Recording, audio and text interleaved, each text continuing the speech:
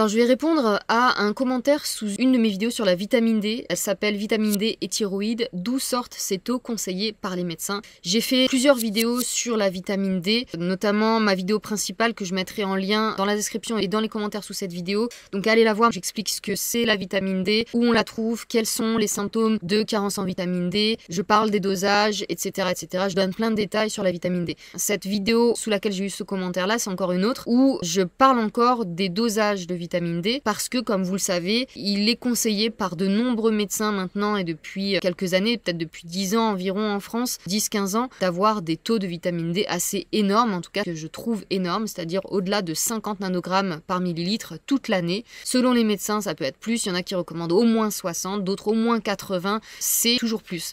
Donc moi je suis pas d'accord du tout avec ces dosages-là recommandés. J'explique pourquoi dans mes différentes vidéos et notamment dans celle-là sur ces taux de vitamine D conseillés par les médecins. Donc encore une fois, allez la voir si ça vous intéresse, je mets le lien sous cette vidéo.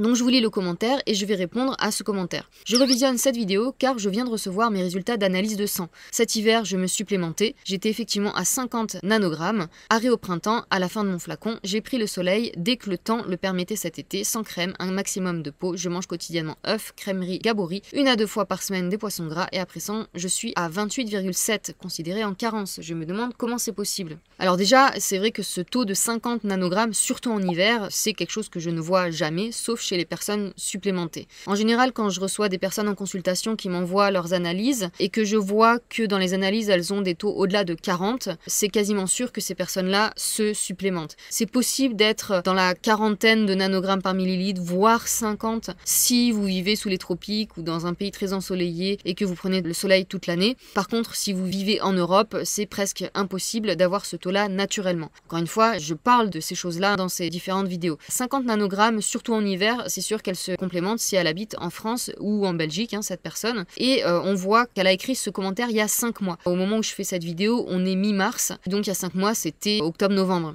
Être à 28,7 en octobre-novembre, elle dit que c'est considéré en carence. C'est vrai qu'on voit dans les analyses qu'il est recommandé d'avoir des taux au-delà de 30 nanogrammes par millilitre. Par contre, carence, c'est pas non plus le terme exact, c'est juste que c'est pas optimal. Mais avoir des taux en dessous de 30 en hiver, moi personnellement, je trouve ça normal.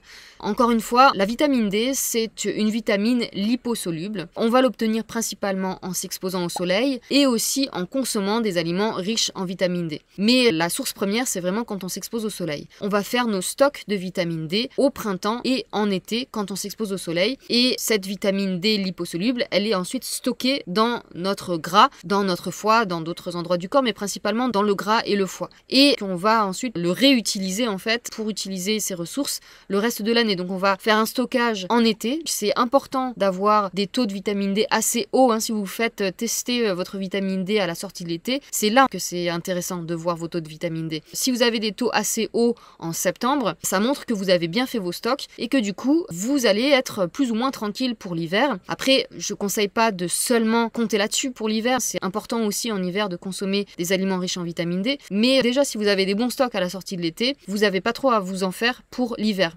Si vous avez, disons, au-delà de 35 en été ou à la sortie de l'été, moi je trouve que c'est un taux correct. Encore mieux évidemment si vous êtes autour de 40, mais c'est assez rare, sauf chez les personnes qui passent leur temps sur la plage dans des pays chauds, dans des pays tropicaux.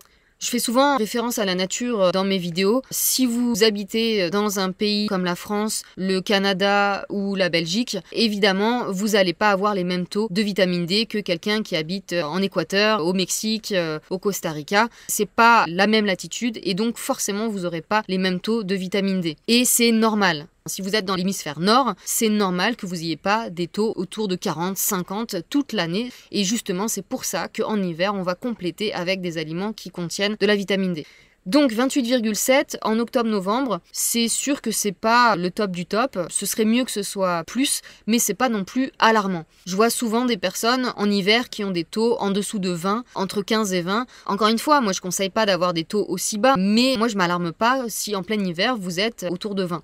Ce qu'il faut regarder surtout, c'est vos symptômes. Je liste les symptômes d'une carence en vitamine D dans ma vidéo principale sur le sujet. Par exemple, si vous avez tendance à être très souvent malade, ça peut être un des symptômes d'une carence en vitamine D. Si vous avez tendance à avoir des os fragiles, à vous casser très souvent les os, ça peut être aussi un symptôme d'une carence en vitamine D.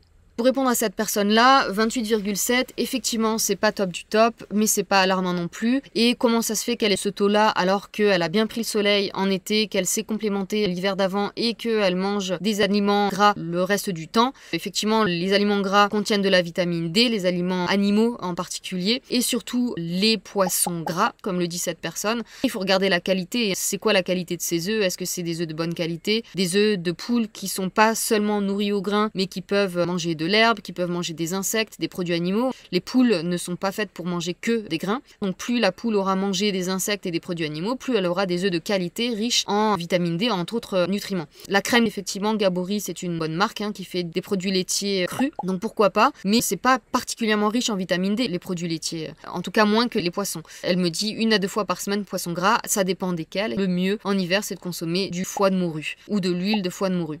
Donc avoir la qualité de ces aliments-là, et puis aussi, est-ce qu'elle absorbe bien ce qu'elle avale? Pour avoir de bons taux de vitamines liposolubles, il faut que votre corps puisse absorber correctement le gras.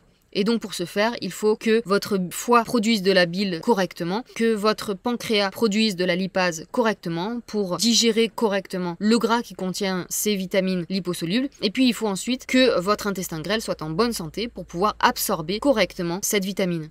La vitamine D, on la trouve sous plusieurs formes. Quand la vitamine D arrive sur votre peau suite à une exposition au soleil, c'est une certaine forme de vitamine D, mais qui n'est pas encore utilisable par le corps. Pour que le corps puisse l'utiliser, il faut que cette vitamine D soit transformée en une autre forme de vitamine D dans le foie puis les reins. Donc il faut que vous ayez un foie et des reins en bonne santé pour avoir de bons taux de vitamine D. Voilà, donc il y a toutes ces choses à prendre en considération pour répondre à cette personne. Encore une fois, pour reparler des taux et du fait de ne pas s'alarmer, j'en parle dans ma vidéo principale sur la vitamine D. J'avais fait le test personnellement. J'ai vécu pendant 3 ans en Amérique latine, pendant 2 ans au Costa Rica et 1 an au Mexique. Je m'exposais très souvent au soleil, surtout ma dernière année quand j'étais au Mexique. Pendant 8 mois, j'ai vécu dans la capitale. Tous les jours, pendant au moins 1 heure, j'allais sur le toit de mon immeuble et je me mettais à bronzer au soleil, sans crème solaire évidemment, parce que si vous mettez la crème solaire, ça va empêcher l'absorption de vitamine D. Et en rentrant en France, je m'étais fait analyser différentes choses, dont la vitamine D, et j'étais à 38 nanogrammes. 38 nanogrammes en passant au moins 1 heure par jour dans un pays proche de l'équateur, en tout cas beaucoup plus que la France. La vitamine D m'était accessible toute l'année et j'étais à 38.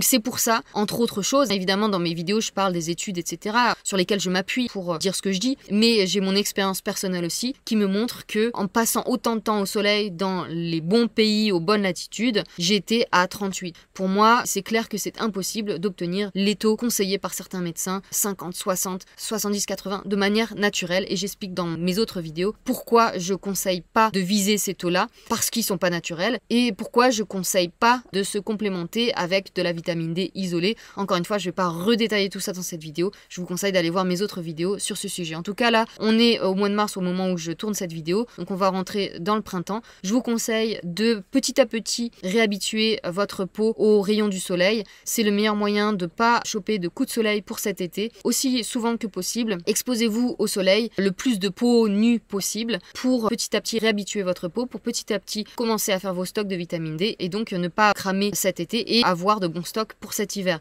Évidemment, comme je le disais, ne mettez pas de crème solaire et exposez le plus de peau, pas seulement le visage et les mains, autant de temps et de fois que possible, tous les jours si possible, ce printemps et cet été. Profitez bien du soleil, je vous dis à bientôt pour la prochaine vidéo, salut!